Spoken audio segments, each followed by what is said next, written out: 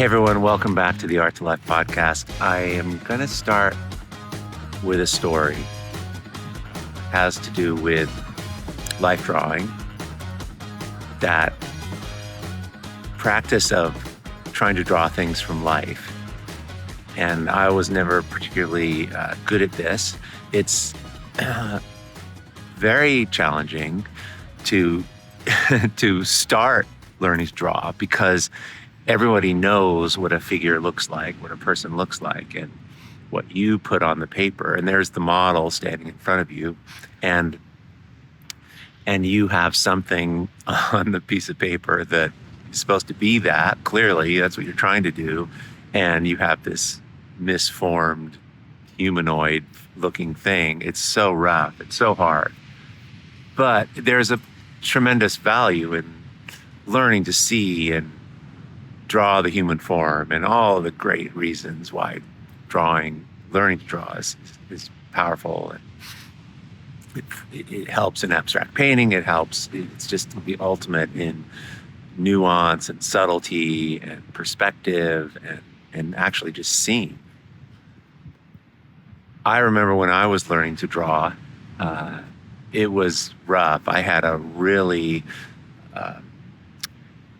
pretty aggressive teacher. I'll leave him nameless, but he was incredible at draftsman, and he could draw out of his imagination anything he wanted, and he would get on the chalkboard and he could draw any figure.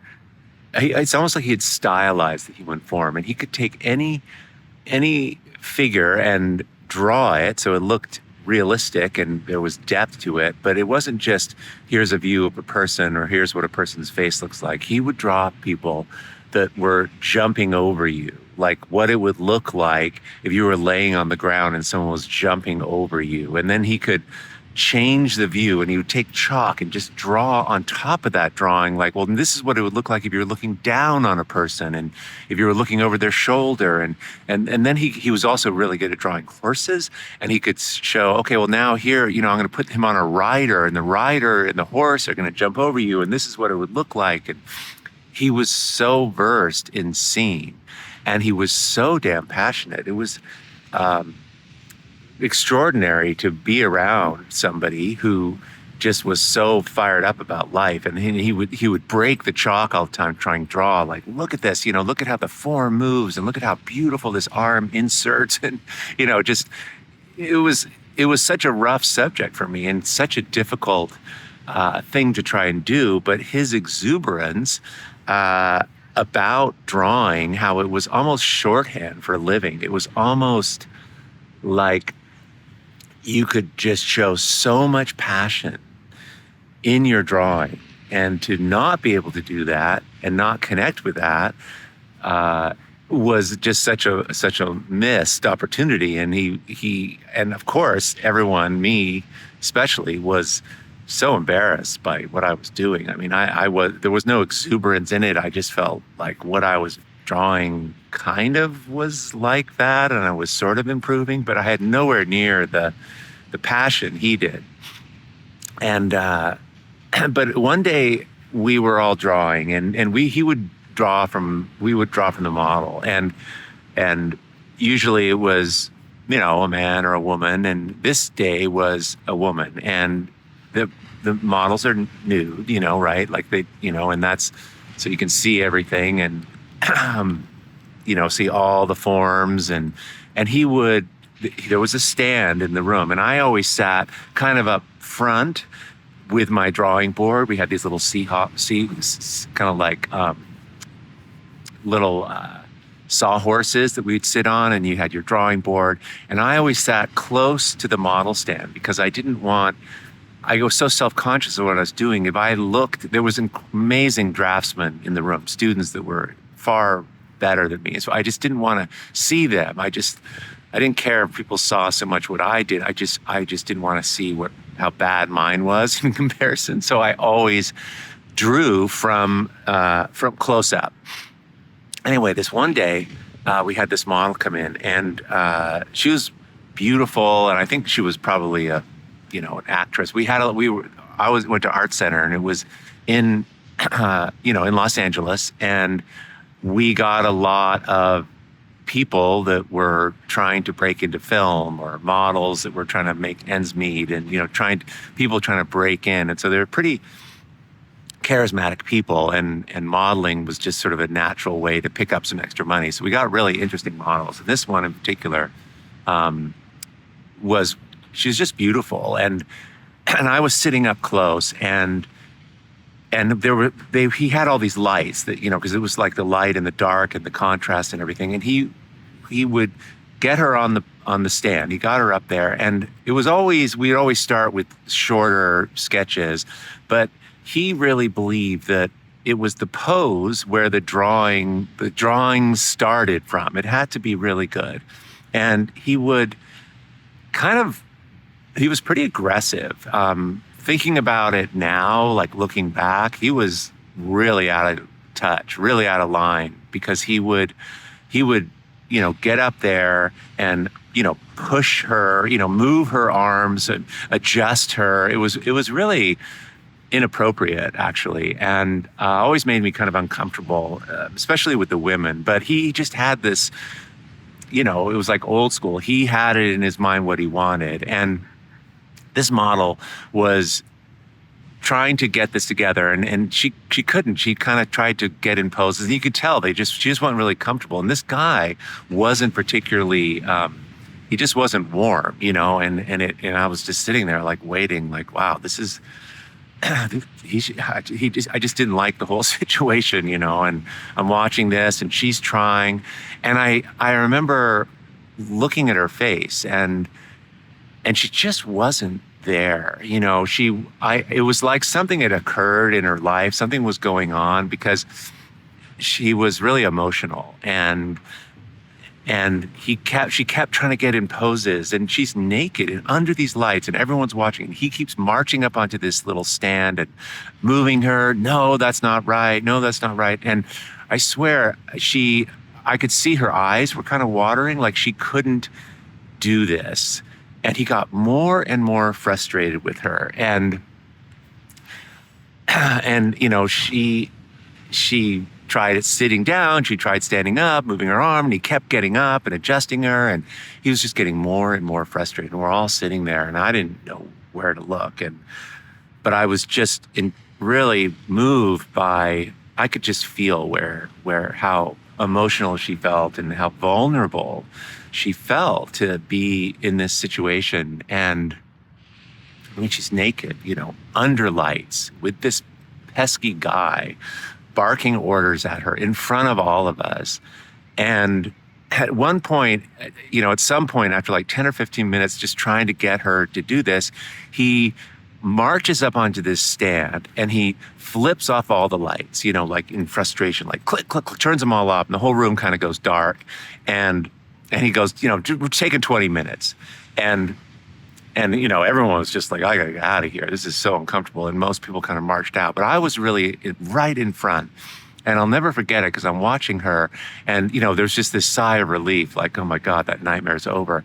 And I remember watching her, and she stepped off. She grabbed this silk robe that it was like kind of almost like a little blanket that she had, this little silk cover, and she draped it around herself, and she stepped off, and it was such a tender moment, because she just got freed from this awful situation, and she stepped off the stand, and I remember I was right in front of her, and I was looking at her feet, and she slipped into these slippers, these little Asian shoes, just perfectly, like 1, 2, and she sat down right on the edge of the stool, right on the edge of the stand, and kind of right near me, and I don't know, there was just something about it that was so emotional, so moving for me. I was kind of transfixed just watching her. And she did this thing where she sat down, and she was so relieved and so tender, and just so beautiful in this vulnerable moment. And she kind of laid her head on her knees and kind of like laid her arm out, and she just kind of curled up, not in like a fetal position, but just sort of self-protection. But And I remember watching her hair kind of spilled over her arms, and she had this, it was this beautiful kind of kimono robe thing, and it was just this low lighting. It was so beautiful. And I was just sitting there. I'm the only one in the room. And the the teacher went up behind her kind of quietly, and she was just gone. She was just laying there, and he went up behind her, and so he was, on the other side of her, and he's looking at me, and I'm kind of looking at him, and he's holding his arms, and he's pointing down at her, and he's like gesturing, like, look at this. That's what I wanted. That's it. That's the pose. That's so beautiful. And so, he was just so like, look at this. And he was right. It was so personal. It was so authentic. She had been trying to muster up a heroic pose or to be good or whatever she thought he wanted. And when that all failed and she just was herself, it was an extraordinary pose. I will never forget it. I looked at him and I looked at her. I went back and forth, and I was just, I felt like crying. It was, I'll never forget it. And I tell you this story because this is about vulnerability, and it's about authenticity. When we make things, when we're trying to do something that we care about, this model was trying her best to be something, to be a great model for this day, right? That was her job. But when we're trying to make art, when we're trying to write a story, when we're trying to build a friendship, whatever we're trying to make, along with it comes vulnerability. And we hate it. We hate that feeling of vulnerability. I remember a few years back, I was launching the Creative Visionary Program, actually, our 12-week course. And one of the things we talk about in the course is vulnerability. And so I was talking about this as hey, here's what I know about vulnerability. And it was really late. And I think it was like the second to last night before the enrollment closed, and I was pretty tired. And I wandered into the conversation, or I wandered into the subject of my own sort of challenges around what happened 10 years ago when we lost all our money and my marriage, and just really personal. I had never really shared that. And it's not something, it's just not what you want to be talking about as you're trying to appear like you're really together. But I wandered into this area, and people were on the other end of it. It was at Facebook, and I was tired, and I could see people commenting, and I kept going. It's sort of like oversharing, what I thought. Anyway, I think I cried in it. I was just so vulnerable. And, but I was in the YouTube channel the other day, and our YouTube channel, and I saw that thing in there, and I think that live has had more people watch it than by far than anybody else. More feedback, more comments, and this is the thing. Vulnerability is incredibly connecting. With other people. People can move towards it. When I watched that model curl up like that, and she was just, I never forgot it. I wanted to hug her. You're just drawn to it when you see it. And I think what it is that we all obviously feel that we have, that we're challenged by feeling less than. We wonder, we worry if it's true, and anything that points towards that. I'll do podcasts, and sometimes they're not very good, and you can look in the stats and you see it's like, oh my God, people did not watch that, Is it true that I am kind of a hack? Is it true? Because inside, I kind of have that. We all have this, and so that is what's lurking beneath the surface. That we don't want to be vulnerable. We don't want to share what is actually true, especially if it's not polished and it's not perfect. But it's so connective. It's so good. We need the vulnerability. That's what makes that amazing pose. That's what makes incredible art. It literally is what we need to make art, to make powerful, authentic art. I mean, authentic because it's your bag of concerns and worries, but that's what vulnerability can do. It inspires other people. It makes it seem possible.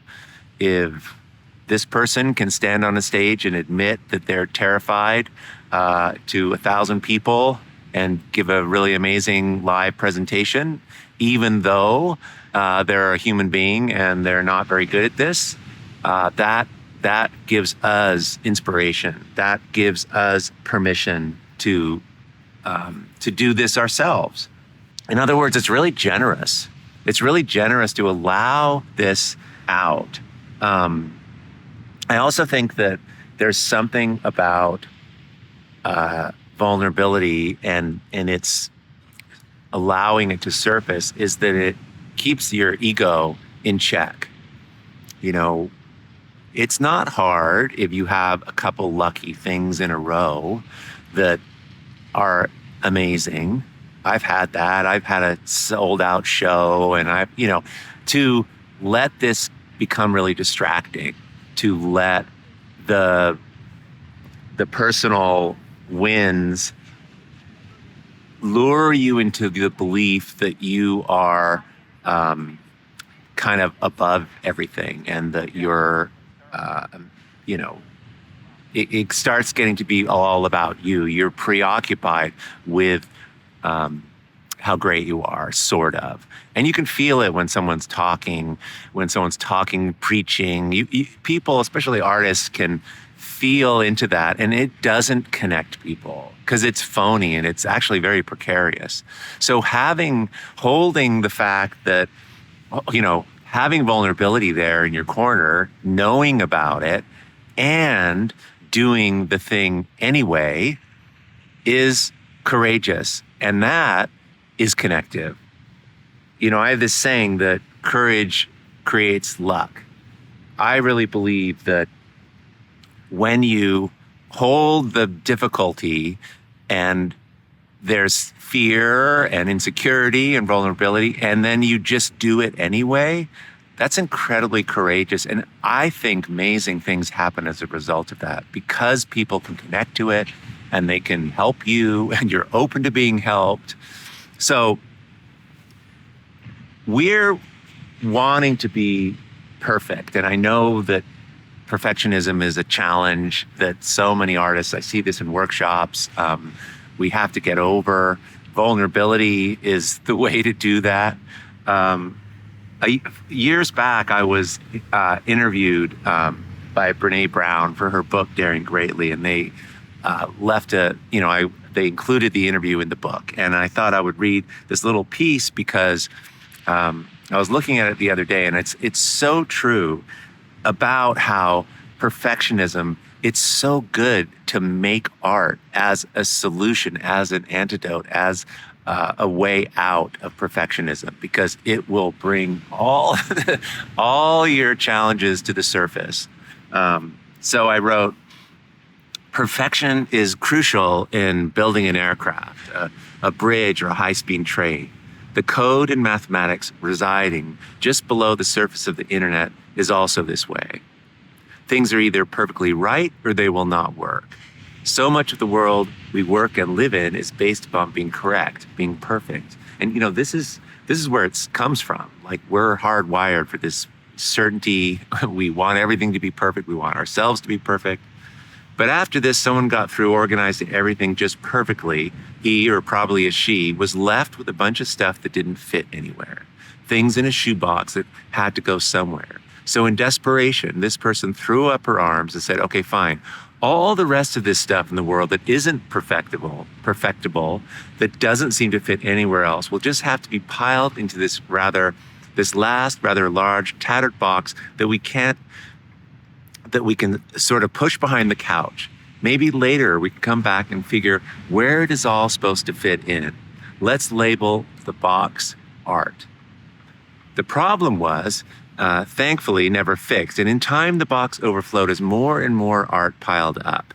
I think the dilemma exists because art, among all the other tidy categories, most closely resembles what it is like to be human, to be alive. It is our nature to be imperfect, to have uncategorized feelings and emotions, to make or do things that don't sometimes necessarily make sense. Art is all just perfectly imperfect. I love art for this reason.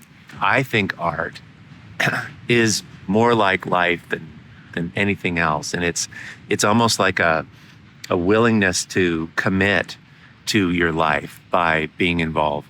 I've learned the difference between my orientation, and it's probably more masculine than feminine, of wanting to, with emotions and challenges and feeling less than, to try and fix things. And, it's typical, a guy, for those men who are listening, who are in relationship with women or friends or close ones, or that often the woman, and I'm thinking of my girlfriend, Cherie, we have conversations, and it's so interesting to have the juxtaposition of how I manage or try to understand these challenging feelings of vulnerability. I try to fix them. I try to avoid, well, clearly, if that makes me feel vulnerable, here's a way that I can never do this again. Or and her orientation is just, these are all the feelings around it, and